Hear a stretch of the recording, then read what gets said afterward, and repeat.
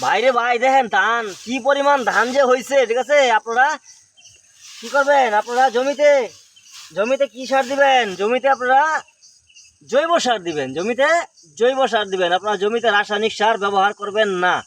যদি আপনার খুব প্রয়োজন পড়ে, আপনি ইউরিয়া সারটা খুব কম করে দিতে পারেন। জমিতে জৈব সার দিবেন, বেশি ধান হবে। এই দেখেন আমার জমির অবস্থা। জমিতে জৈব সার দিবেন, জমিতে বেশি ধান হবে, বুঝছেন? জমিতে যদি আপনি জৈব সার না দেন, তাহলে জমি নষ্ট হয়ে যায়। জৈব সার না দিলে জমির মাটি নষ্ট হয়ে যায়। আপনারা জৈব সার দিবেন, জমির মাটি ঠিক থাকবে এবং জমিতে ফসল হবে, খরচ কম হবে। জৈব সার হচ্ছে আপনার গোবর সার। আপনার যে মুরগি লিটার পাওয়া যায়, মুরগির বিষটা, এগুলো দিবেন। আপনারা এগুলো দিবেন, গরুর গোবর দিবেন, এগুলো দিবেন। ঠিক আছে? আগে কিন্তু মানুষে গরুর গোবর ব্যবহার করতো, জৈব সার ব্যবহার করতো, জমিতে ধান বেশি হইতো, ফসল বেশি হইতো, খরচ কম হইতো। এখন কিন্তু খরচ বেশি। এখন হচ্ছে কি, খরচ বেশি, জমিতে খরচ বেশি। ধানের যে পরিমাণ ধান হয়, খরচেই আপনার পোষায় না। এখন পোষায় না, এই জন্য মানুষ ধান করতে চায় না। আপনারা কি করবেন? জৈব সার ব্যবহার করবেন।